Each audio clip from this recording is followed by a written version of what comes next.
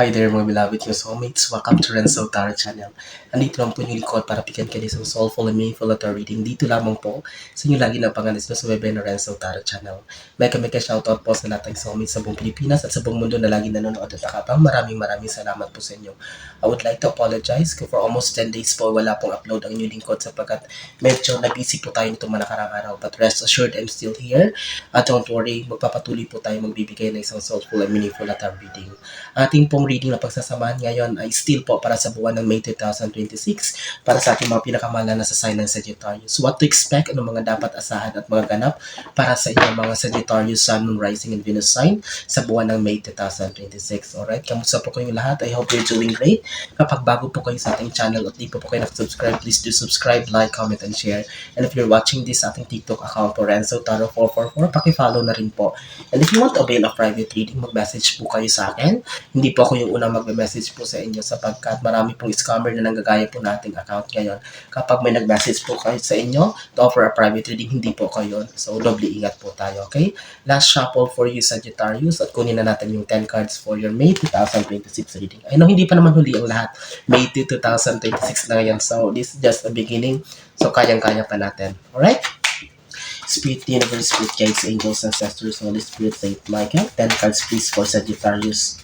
So, I hope you're doing great. Kamusta po kayong lahat? Maraming salamat po ha. So, hindi nyo po kiniiwan. Sabi ko nga po, saan man tayo makarating in the future, I'm still here. Utang na loob ko po sa inyo ang lahat sapagkat kung wala po kayo ay wala po ang success ng Renzo Tarot Channel. Alright, your 10 cards, Sagittarius are now ready. Let's begin with your opening card. Knight of Pentacles. Okay, Knight of Pentacles, this is stability. This is May 2026 Sagittarius is like a harvest season for you. Okay, in terms of finances for a long time, mga past months or past years talaga, marami kayong mga in-invest, marami kayong binuhos na parang nakita nyo na parang walang progress na nangyari. Walang bunga. But with the Knight of Pentacles here, sabi ko nga, this is like, kumbaga, nung una, parang hindi nyo nakita yung result. But ito na yung, sabi ko nga, ito yung lagi kong sinasabi na hindi kailangan magmadali. Maybe sa una, of course, pag nagtanim tayo, hindi naman the next day, bubunga na ito. So, this is the challenge sa lahat sa atin na kailangan nating magtiis, kailangan nating tiyagain as long as you have the faith na talaga magiging okay ang lahat. Knight of Pentacles here, Sagittarius, is just a reminder na talaga this May 2026, this will be a harvest period for you. Anihin mo lahat ng bunga ng sakripisyo mo, ng pagtsatsaga, sleepless nights mo, lalong-lalo na may kinalaman sa pera. Siguro there are betrayals, there are people who laughed at you na hindi mo yan mangyayari, hindi yan magbubunga para sa'yo, i-give up mo na yan. And now, with the May 2026, Sagittarius, if you're waiting for something, if you're waiting for a result or like, progress ng isang bagay na matagal na panahon na nilaban mo or pinaghirapan mo, i-claim mo na ito. With the Knight of Pentacles here, this is stability, but lalong-lalo na, this is money related, so talagang parating na ito sa'yo by this May 2026. Pangalawa, another money. Page of Pentacles. Here you are. You will be realizing this May 2026, masasabi mo sa sarili mo, Sagittarius, na worth it naman pala. Buti na lang hindi ako nag-give up. Buti na lang nilaban ko. Okay, buti na lang hindi ako nagpa-apekto, hindi ako nakinig sa mga sinabi ng tao sa paligid ko. Talagang worth it at the end. So I'm reminding you again, Sagittarius. This is just a matter of perfect timing. Kung nung past April, nakita mo na unti-unti na nag-improve ang sitwasyon mo. But this May 2026, matutuloy-tuloy pa to. This is like, a continuation of all the blessings and good news na nare-receive mo. Money-related, happiness, contentment. For a long time, hindi mo naranasan. For a long time, na-compromise mo, na-sakripisyo mo ang iyong happiness. It's because ang dami mong inasikaso. Inuna mo lahat ito bago ang sarili mo. And now, May 2026 like a payback moment for you.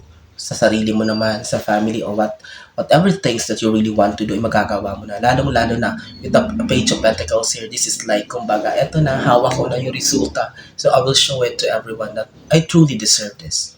Alright? So Sagittarius. So sabi ko nga sa'yo, dalawang pentacles na tayo, Knight and Page of Pentacles. So everything is a very good situation here.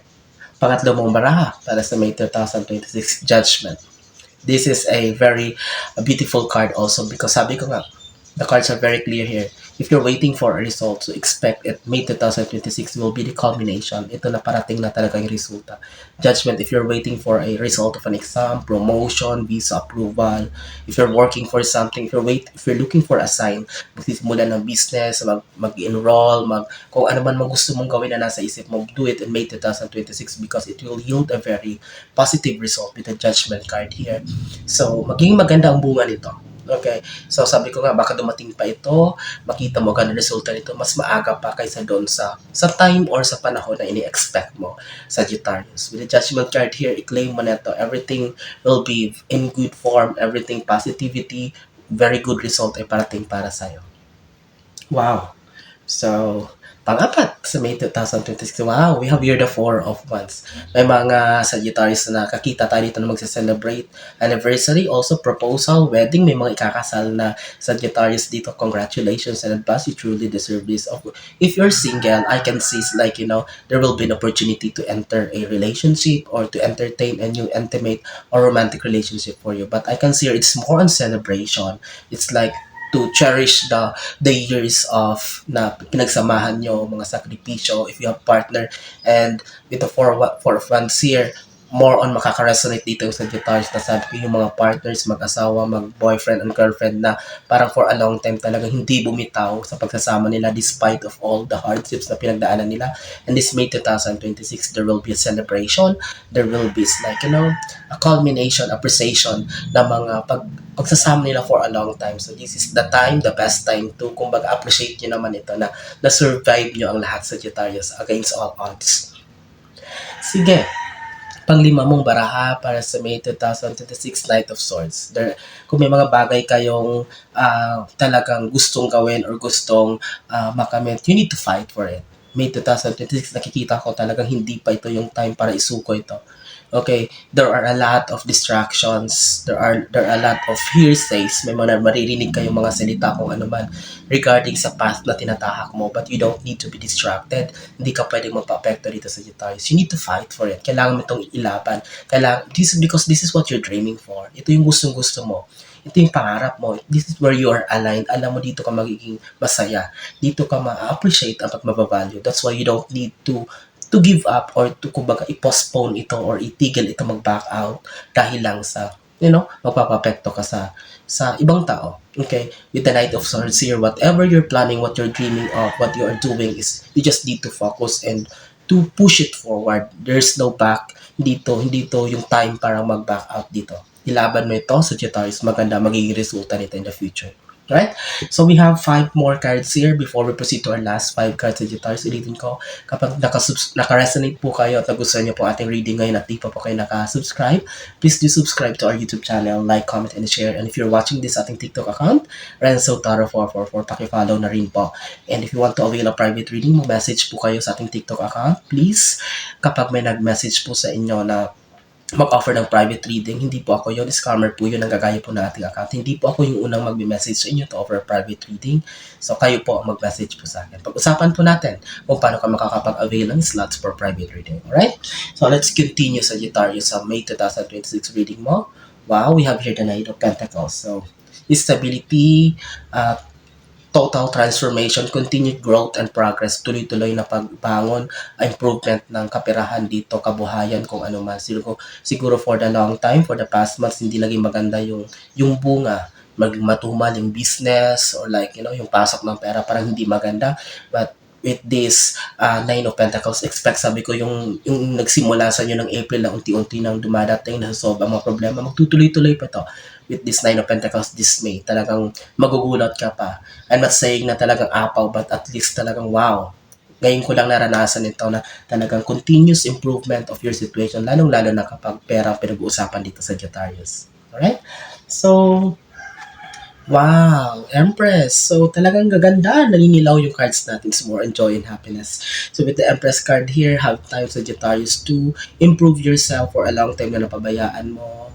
may mga nakikita ko dito, you are planning this May 2026, may magpaparetoke ba, magpapagupit, magpapapayat, or any kind na parang, magpapalit ng haircut, hair color, something like that, na parang you are planning something about yourself, about your body, physicality, na for a long time, sabi ko ba, ay napabayaan mo or hindi mo na asikaso, Sagittarius. But this is the best time sa May, if you know, talagang alam kong nagtipid ka, nag-save ka for this thing, gawin mo na. If you're looking for a sign, if you're looking for a message na kung gagawin mo ba talaga to, this is necessary. Yes, hindi naman pwedeng kalimutan natin ang ating sarili.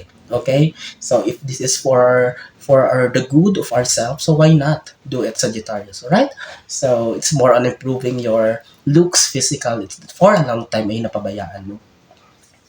Pang 8 card mo, wow, Chariot. I can see here may travel dito na mangyayari sa May 2026 for you, Sagittarius.